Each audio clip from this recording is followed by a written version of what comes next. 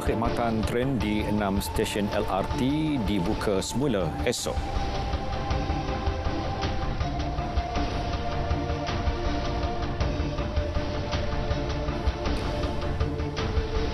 Assalamualaikum, salam Malaysia Madani, berita tengah hari bersama saya Muhammad Shah Musa. ASEAN tidak boleh membiarkan isu peminggiran dan kemiskinan terus diketepikan. Sebaliknya perlu diberi tumpuan penyelesaian. Perdana Menteri Datuk Seri Anwar Ibrahim menegaskan sebarang transformasi di rantau ini perlu bersifat inklusif dengan tidak mengetepikan mana-mana pihak. Beliau turut memuji komitmen yang ditunjukkan pemimpin belia ASEAN dalam mengetengahkan isu tersebut yang seharusnya mendapat perhatian semua pihak. Tambahnya, gabungan idea golongan belia dan kebijaksanaan para pemimpin merupakan kombinasi terbaik untuk kemajuan ASEAN. Beliau berkata demikian ketika berucap pada perjumpaan pemimpin ASEAN dengan perwakilan belia ASEAN di Labuan Bajo, Indonesia. Semua negara ASEAN perlu mempunyai keazaman bahawa setiap negara anggota mempunyai kekuatan serta potensi untuk menentukan masa depan sendiri. Komitmen itu selari dengan visi komuniti ASEAN pasca 2025 yang akan mencorakkan hala 7 strategi ASEAN untuk tempoh 2 dekad akan datang. Visi itu jelas Perdana Menteri Datuk Seri Anwar Ibrahim perlu memfokuskan agenda integrasi serantau yang tertumpu kepada keperluan dan kebajikan rakyat.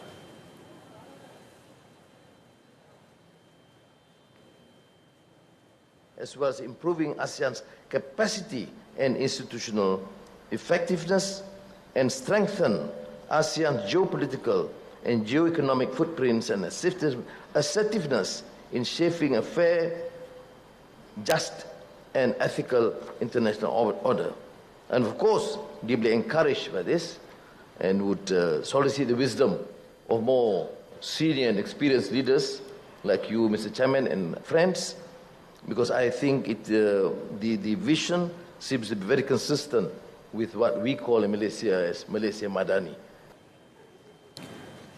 Excellencies, Dalam kesibukan menghadiri mesyuarat keberkaitan sepanjang sidang kemuncak ASEAN ke-42, Datuk Seri Anwar berkesempatan mengadakan pertemuan dengan 4 pemimpin ASEAN.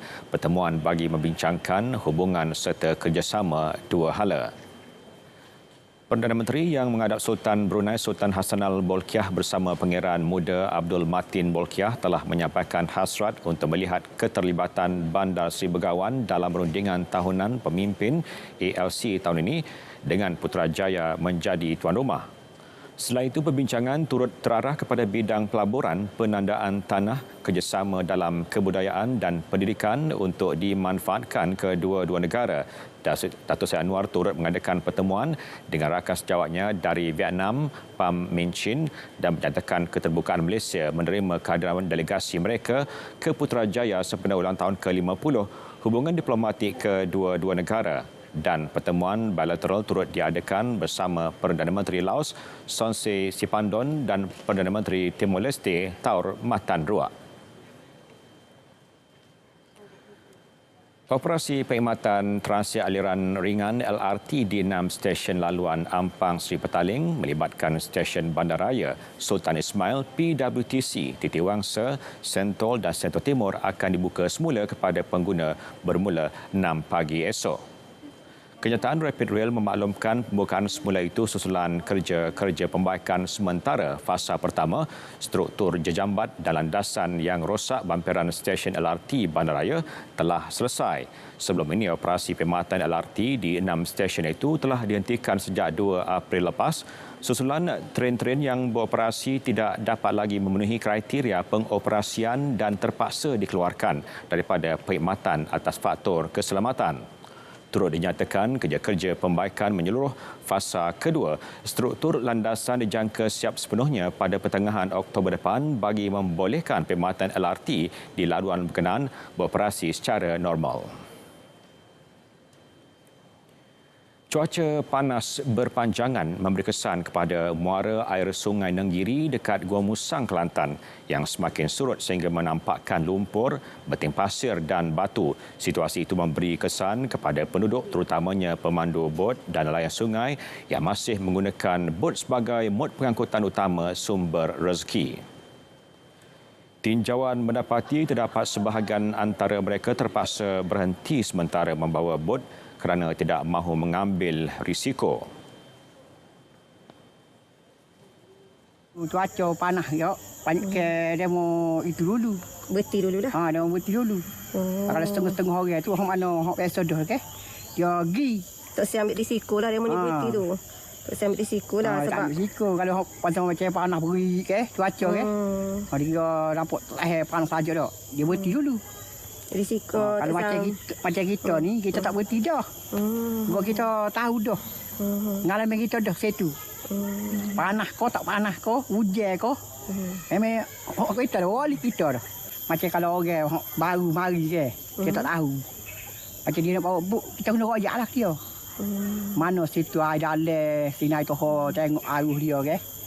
Kalau macam air Lombok gitu kok, tu air toho. Dia banyak cabaran dia, kayu, batu, dia kena tahu belakang tu. Cabaran dia buat-buat dia macam bahaya juga lah mana kalau sebab air jatuh ni dia kayu banyak, kayu, batu apa. Waktu lah cabaran dia mana. jadi kita perlu berhati-hati lah. Perlu berhati-hati lah kalau dia. Ada juga ni dia mana macam tengok lah tempat-tempat macam orang tak biasa memang tak boleh bawa lah dia. Ada tak kejadian macam bot terbalik tu kalau kau sebab air cetek? Ada berlaku lagi sini kalau dia. Tapi kita berhati-hati. Berhati-hati lah maknanya. Terdapat lebih 20 penduduk yang aktif melakukan pekerjaan pemandu bot dan nelayan sungai di sekitar Sungai Nenggiri yang merupakan sebahagian daripada laluan Sungai Kelantan. Kawasan sekitar Bandar Hilir akan dijadikan kawasan bebas kenderaan pada setiap Jumaat, Sabtu dan Ahad. Program dilaksana Majlis Bandaraya Melaka Bersejarah MBMB akan melalui tempoh percubaan sekitar pertengahan Jun depan. Ketua Menteri Dato' Seri Abdul Rauf Yusof berkata melibatkan kawasan sejauh 5 km. Usaha itu memberi peluang kepada pelancong menikmati pemandangan sekitar kawasan bersejarah.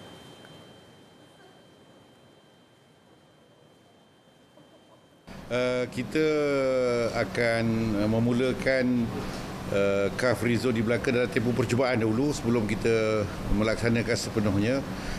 Kawasannya daripada kawasan Race Square sehinggalah sekitar dataran Pahlawan sehingga ke Hotel Equatorial, termasuk di Jonker Walk. Jadi kawasan ini adalah merupakan kawasan yang akan diwartakan kawasan bebas daripada keredaan. Jalan-jalan alternatif telah dikenal pasti bagi menyurai trafik di kawasan berkenaan. Sambutan Aidilfitri terus meriah dengan penganjuran Majlis Rumah Terbuka. Ketika ini di Sri Satria Putrajaya sedang berlangsungnya Majlis Rumah Terbuka Timbalan Perdana Menteri Dato' Sri Fadilah Yusof Jasmaidi Ma'ruf di lokasi. Teruskan laporan anda. Silakan. Baik, terima kasih Syah. Salam Malaysia Madani. Salam Aidilfitri. Meriah, ceria, penuh warna-warni dan itulah gambaran yang boleh saya katakan ketika ini di Sri Satria di mana berlangsungnya Majlis Rumah Terbuka Aidilfitri Timbalan Perdana Menteri Dato' Sri Fadilah Yusof. Dan beliau turut bersama-sama saya ketika ini untuk berkongsi suasana kemeriahan yang bermula sejak pukul 11 pagi tadi di sini. Apa khabar Dato' Sri? Baik, Alhamdulillah. Terima kasih HTM turut membuat liputan untuk open house kita hari ini. Okay, baik, Dato' Sri, selain menjemput para tetamu hadir menjamu selera, apa yang Dato' Sri ingin terjemahkan dalam majlis meraihkan Syawal pada hari ini? Inilah keunikan kita di Malaysia, di mana apa saja perayaan akan disambut oleh pelbagai latar belakang, tak kira agama, kepercayaan, kebudayaan, termasuk juga ambassador dari pejabat-pejabat antarabangsa yang datang. Dan kita dapat melihat pelbagai kaum datang dan sebagainya. Inilah sebenarnya semangat Malaysia Madani yang kita nak bawa. iaitu perpaduan di kalangan rakyat, hormat menghormati, saling kunjung mengunjungi, hormat menghormati. Jadi saya mengharapkan dengan kita adakan program begini, kita dapat beramah mesra, berkenalan, dan dengan itu kita dapat rapatkan hubungan sesama kita yang diperlukan di Malaysia pada waktu ini, iaitu kita kena bersatu hati, bersatu padu dalam segala tindakan kita, bukan saja waktu perayaan ini, tapi lebih utama ialah kalau kita dalam kerajaan memberi tumpuan kepada kerja kita supaya kita meletakkan keutamaan memberi hikmat yang terbaik itu, dan politik untuk memberi hikmat yang terbaik pada rakyat. Rakyat sama-sama menyokong mencari jalan bagaimana kita dapat rapatkan ukhuwah ini. Okey, sedikit dari segi aspirasi Datuk Seri, kita sudah ada keharmonian masyarakat yang sudah mengasai perpaduan. Apakah langkah seterusnya untuk memperkukuhkan lagi masyarakat Malaysia Madani? Kita kena berbanyakkan program sebegini rupa, kita kena banyakkan interaksi di antara masyarakat kita supaya perpaduan yang ada ini dapat diperkukuhkan. Dan dengan itu nanti baru kita dapat rencanakan khususnya dalam pembangunan negara kita, bagaimana kita nak baik pulihkan ekonomi negara kita. Dengan kekuatan ekonomi ini bagaimana kita nak membantu kumpulan-kumpulan yang memerlukan bantuan, dan akhirnya insya-Allah kemakmuran, kesejahteraan, barulah keharmonian itu akan dapat tercipta di negara kita. Akhir sekali Datuk Seri, berbaki 2 jam lagi, mungkin Datuk Seri nak jemput lagi orang ramai untuk hadir ke Sri Satria ni. Jemputlah datang. InsyaAllah kita di sini bukan saja kita menghidangkan tradisi di Semenanjung, tapi ada juga makanan daripada Sarawak, mi kolok, laksa Sarawak, dan datanglah untuk kita beramah mesra. InsyaAllah dengan ramah mesra itu kita akan dapat mengeratkan hubungan sesama kita. Okey, baik, terima kasih Datuk Seri. Okey, baik, setakat itu saja perkembangan suasana di Sri Satria. Kita kembali bersama Syah. Terima kasih, silakan. Baik, terima kasih Jasmaidi. Jalinkan ukhuwah, raikan kesatuan di Syawal yang mulia. Marilah beramai-ramai memeriahkan Rumah Terbuka Malaysia Madani bersama Yang Amat Berhormat Perdana Menteri. Di Kelantan, pada hari Jumaat, 12 Mei 2023 di pekarangan Stadium Sultan Muhammad Keempat, Kota Baru, mulai jam 7 petang hingga 10.30 malam. Dan di Terengganu, pada hari Sabtu, 13 Mei 2023 di Dewan Al-Muktafi Billah Shah, Universiti Sultan Zainal Abidin, Kuala Terengganu, mulai jam 7 petang hingga 10.30 malam. Orang ramai dijemput hadir. Perkhidmatan bas pengantara disediakan. Layari www.malaysiamadani.gov.my dan media sosial rasmi Jabatan Perdana Menteri bagi mendapatkan maklumat lanjut. Vaksin di bawah program imunisasi kebangsaan diberikan kepada semua kanak-kanak yang berumur di bawah 2 tahun. Bayi akan menerima suntikan BCG dan hepatitis B sejurus selepas kelahiran. Vaksin 6 serangkai diberikan pada umur 2, 3 dan 5 bulan. Vaksin pneumokokal pada umur 4 dan ke-6 bulan. Vaksin MMR diberikan pada umur 9 dan 12 bulan. Vaksin pneumokokal dos penggalak diberikan pada umur 15 bulan. Vaksin 6 serangkai dos penggalak diberikan pada umur 18 bulan. Jalani tanggungjawab anda sebagai ibu bapa bersama lindungi vaksin berkesan.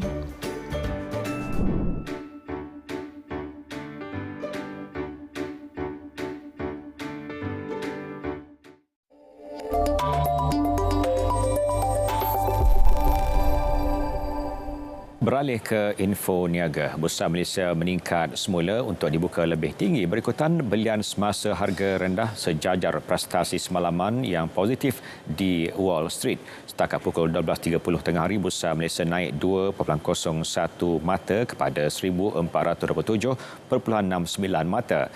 3 kaunter saham aktif antaranya Vinvest susut setengah sen kepada 19.5 sen, Bahvest naik 1.5 sen kepada 13 sen dan Vitas kekal pada 5 sen. Manakala saham yang mencatat keuntungan KLK naik 16 sen kepada RM21.88, Panamai meningkat 16 sen kepada RM22.46, manakala Petronas Gas merokok 14 sen kepada RM17.2. Ringgit mengakhiri penyusutan selama 3 hari berturut-turut apabila dibuka tinggi berbanding dolar Amerika Syarikat pada awal dagangan. Ia berikutan kemerosotan dolar selepas data indeks harga pengguna Amerika Syarikat yang diterbitkan lebih rendah daripada jangkaan. Setakat 12 tengah hari, ringgit diniagakan pada 4.45 berbanding dolar Amerika. Berbanding dolar Singapura, ringgit disebut pada 3.35 dan berada pada 3.31 berbanding yen. Ringgit diniagakan pada 5.61 berbanding pound sterling dan disebut pada 4.88 berbanding euro. Manakala berbanding baht, ringgit didagangkan pada 13.19.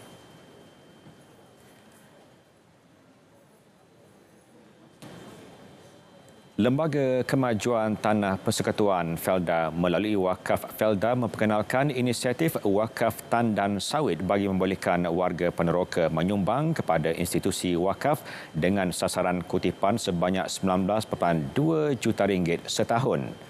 Felda menerusi kenyataan menyatakan sebelum ini sumbangan kepada Wakaf Felda dilakukan menerusi sumbangan tunai dan potongan pendapatan bulanan warga Felda. Peneroka yang berhasrat mewakafkan tandan sawit boleh membuat permohonan dengan Felda serta menyatakan bilangan tandan sawit segar sebelum dihantar ke kilang. Bilangan tandan sawit yang masak seterusnya akan diasingkan, ditimbang dan jumlah nilai daripada tandan tersebut akan diwakafkan serta dipindahkan ke akaun wakaf Felda bagi pihak peneroka. Penyedia insurans global terbesar Generali Group berhasrat menjadi syarikat insurans hayat dan am utama di negara ini menerusi pelancaran Generali Malaysia.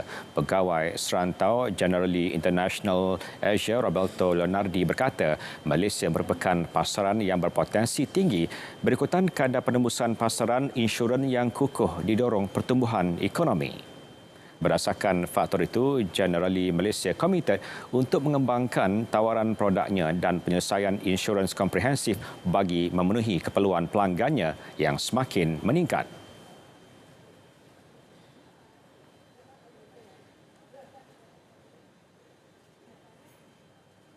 We're definitely investing in technology, digitalization, new products, new solutions that will require capital. In order to meet the local prudential solvency requirements which the regulator sets. Bercakap kepada media selepas pelancaran rasmi Generali Malaysia, jelasnya syarikat sedia memberi tumpuan untuk memuktamadkan penggabungan perniagaannya di negara ini dalam tempoh 2 tahun. Penyedia insurans ini menyempurnakan pengambilalihan kepentingan majoriti dalam usaha sama Akza Afin dan mempunyai 100% kepentingan dalam MPI Generali Insurance Berhad. Dengan lebih 1,600 tenaga kerja dan rangkaian pengedaran yang luas, melibatkan 9,000 ejen, rakan kongsi dan pengedar Generali Malaysia ialah penanggung insurans am kedua terbesar negara ketika ini. 37 pempamer tempatan menyertai pameran perdagangan antarabangsa dui tahunan HOFAX yang berlangsung di Hong Kong. Menurut Perbadanan Pembangunan Perdagangan Luar Malaysia Madrid, bilangan penyertaan itu mencerminkan minat yang tinggi kepada jenama dan produk tempatan. Antara produk yang dikenakan di Pavilion Malaysia, produk makanan kesihatan, produk berasaskan durian serta sarang burung. Madrid menerusi kenyataan berkata HOFAX berpotensi menjadi pintu masuk kepada pasaran Hong Kong dan sekitarnya. Hong Kong juga merupakan hub perdagangan utama untuk mengeksport semula barangan ke China, Macau dan pasaran lain di rantau Asia. Setakat ini 95% daripada produk makanan dan minuman di pasaran Hong Kong diimport. Berlangsung selama 2 hari bermula hari ini, HOFAX turut disertai 1,200 jenama antarabangsa dan lebih 25,000 pembeli.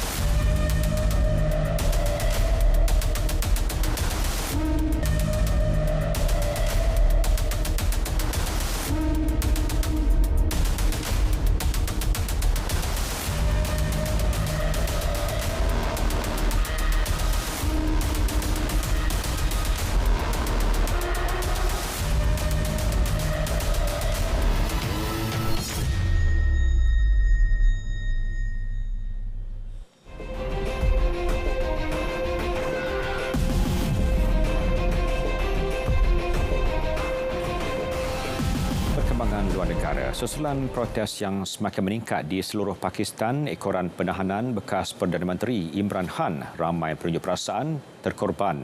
Menurut media tempatan, sekurang-kurangnya 5 terbunuh manakala 27 yang lain cedera dalam pertempuran di Bandar Peshawar. Pihak berkuasa telekomunikasi Pakistan PTA turut menggantung perkhidmatan internet di seluruh negara atas arahan Kementerian Dalam Negeri. Pada Rabu, Mahkamah membenarkan Biro Accountability Nasional NAB, agensi anti rasuah, menahan Imran selama 8 hari manakala di mahkamah lain beliau didakwa menjual hadiah negara secara tidak sah semasa menjadi Perdana Menteri antara 2018 dan 2022. Sementara itu, pihak berkuasa terus meningkatkan langkah keselamatan di seluruh negara berikutan protes yang semakin meluas. Ketegangan berterusan ini dilihat bakal menambahkan lagi masalah ekonomi Pakistan. Rupi jatuh 1.3% pada rekod terendah 288.5 berbanding dolar Amerika pada Rabu.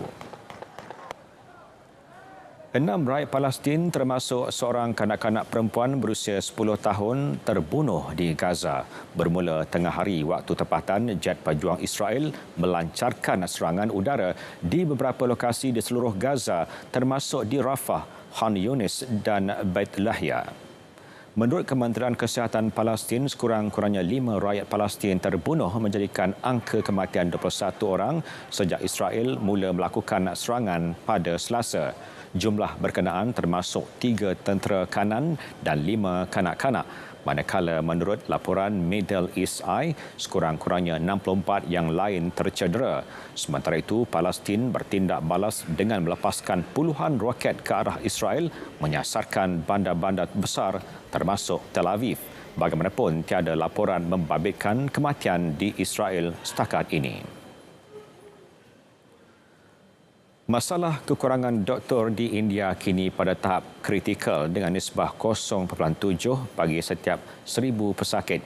Perdana Menteri Narendra Modi berkata kekurangan itu adalah penghalang utama kepada perkhidmatan kesihatan berkualiti walaupun kerajaan telah berusaha menambah bilangan doktor dengan menubuhkan lebih banyak kolej perubatan.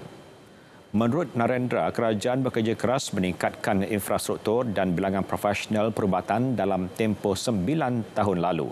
Penasihat Teknikal Rangkaian Sumber Kesihatan Awam India, Dr. Vandana Prasad berkata, terdapat usaha aktif meningkatkan bilangan doktor dalam sistem kesihatan awam di seluruh negara.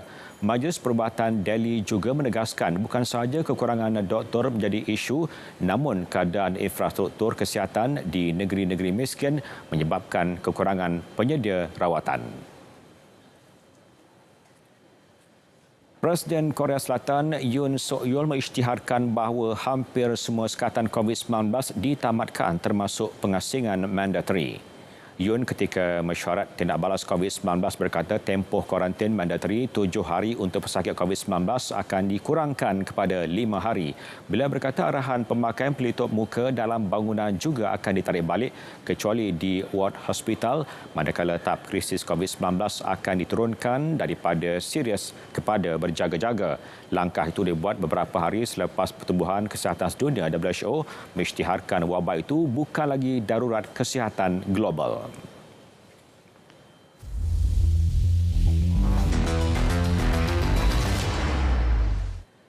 Kita beralih ke berita sukan. Walaupun gagal mempertahankan emas edisi lalu, atlet lompat bergalah Nur Sarah Adi tetap berpuas hati dengan prestasi dipamerkan di Sukan SEA Kamboja 2023. Sarah mengakhiri saingan di kedudukan kedua dengan lompatan setinggi 4.05 meter sekaligus menghadiahkan pingat perak buat Malaysia. Pada aksi yang berlangsung di Stadium Morodok Teko itu, Sarah beraksi dalam keadaan belum pulih sepenuhnya dari kecederaan buku lali. Namun, wajah Sarah langsung tidak menunjukkan kesakitan dialami. Atlet berusia 22 tahun itu yang turun tanpa latihan atau persiapan akhir tidak sangka mampu meraih pingat di Tamasya Dwi tahunan itu. Bukan sahaja meraih pingat, Sarah turut berjaya memperbaiki rekod peribadinya.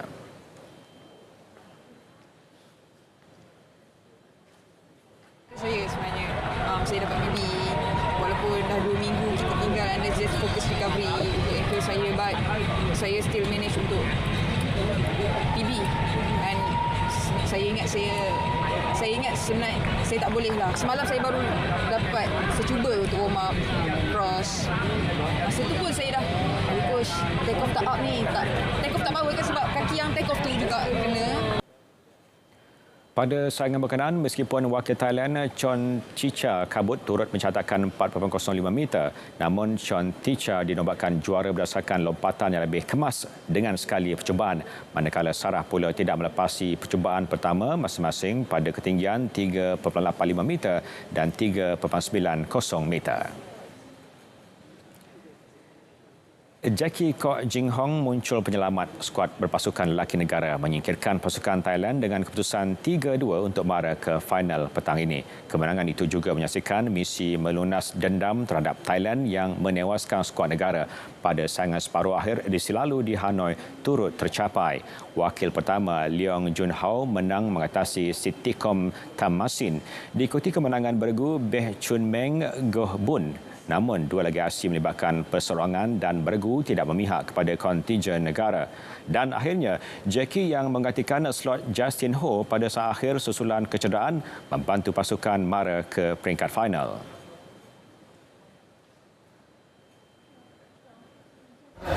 Saya kena lebih tahu apa yang saya kena main dan lebih faham sendiri dalam court macam mana adapt saya sendiri punya emotion, itu suasana and court, shuttle, itu semua kena lebih experience lah. Ya.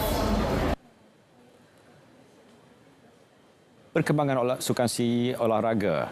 Kotak 4x100 meter wanita negara mencipta sensasi apabila melakar kejayaan berganda dengan memungut pingat gangsa dan lebih manisnya memecah rekod kebangsaan dalam acara 4x100 meter wanita di Stadium Merodok Teko semalam. Larian yang dipamerkan Azrin Nabila alias selaku pelari pertama diikuti Zaidatul Husniah Zulkifli, Nur Afrina Rizal dan Nur Aisyah Rafina Aling menyumbang pingat gangsa buat kem olahraga negara dengan catatan 44.58 saat. Dalam pada itu, Zaidatul menyatakan walaupun hanya gangsa berada di atas podium dan memecahkan rekod kebangsaan cukup menggembirakan bagi mereka yang baru sahaja bergandingan. Kami 4 orang dah buat habis baik untuk Malaysia tadi. So kami sekurang-kurangnya kami sebenarnya sasaran kami capai juga sebenarnya sebab sasaran kami is untuk naik ke podium. Tak kisahlah warna apa yang kami dapat. Janji kami dapat naik podium, itu je sasaran kami. Tapi kalau dapat more tu alhamdulillah lah. Tapi dah naik podium tu saya cukup berbangga dengan tim-tim saya lah sebab ini adalah first time kami together. Yang bertindak sebagai anchor Malaysia.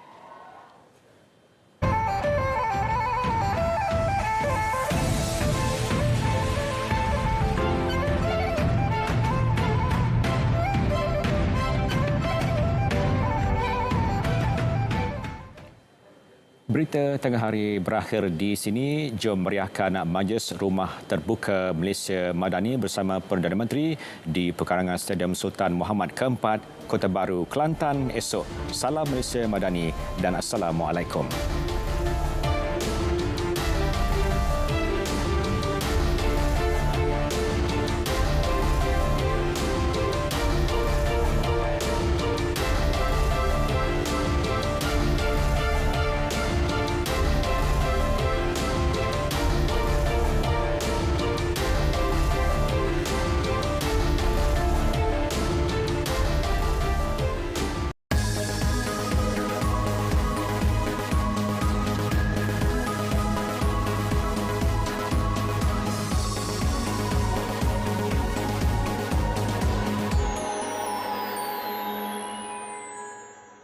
Jalinkan ukhuwah, raikan kesatuan pada Syawal